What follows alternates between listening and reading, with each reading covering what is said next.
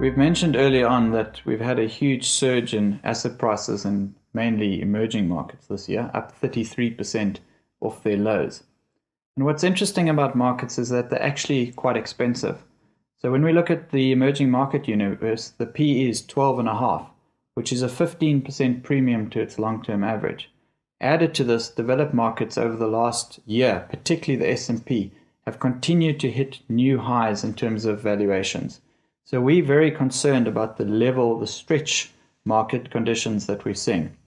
There really are three drivers to market performance.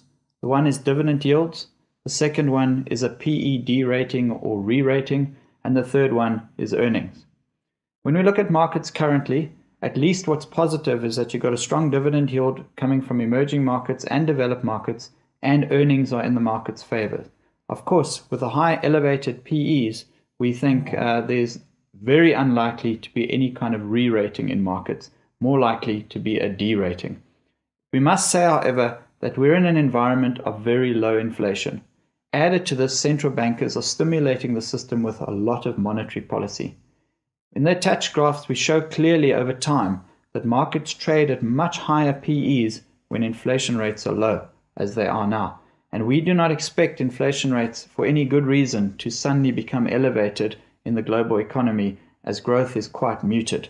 So this talks to an environment where you potentially can have quite high PEs for quite a long period of time. So when we did our analysis, trying to understand what kind of returns are coming out of markets in the year ahead, we've looked at it in a number of ways. Firstly, we tried to say what would happen if the PEs stayed very high in the market. They stayed at elevated levels where they are now.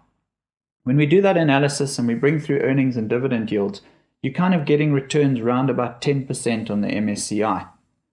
In South Africa, we're expecting the earnings growth out of the JSE to be about 15 to 17%, dividend yields around 3.5% forward. We add that together, we're getting returns in excess of 20% coming out of our market. But that again is assuming there's no PE derating in the market. So you're taking very high valuation levels and assuming they're going to persist in the years ahead. Again, we do not believe that that is an outcome that's likely on a perpetual basis. If we derate the markets and we start looking at them on lower PE levels, more realistic PE levels like 13 plus, where the JSE normally trades instead of 18 forward, we start to get returns closer to zero coming out of the JSE from 20%. And exactly the same thing applies to the MSCI, close to 0% returns. Added to this, we do a bull case, bear case analysis on markets, and in our view, there's asymmetrical downside risk to markets at the moment from a bear case outcome as against a bull case outcome. So we feel that it warrants a more cautious perspective with regards to equity ownership currently.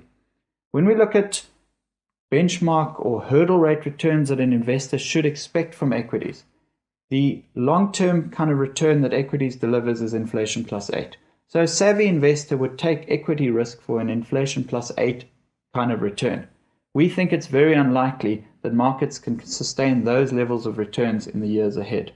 It would require consistently high PEs to be sustained in markets, which we think is an unlikely outcome. In terms of the JSE, one should not just look at the market holistically, the underlying sectors.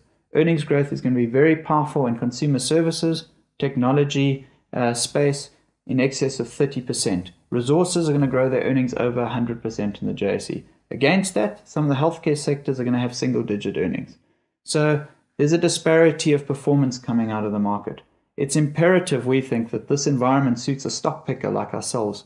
You can do bottom-up research on companies, find the stocks that offer value, and invest in that area of the market rather than just being in the index. So at North Star, we believe our portfolio offers much higher returns than the index as a whole. Finally, on bonds, bond returns look quite good to us. In a world of muted inflation, we think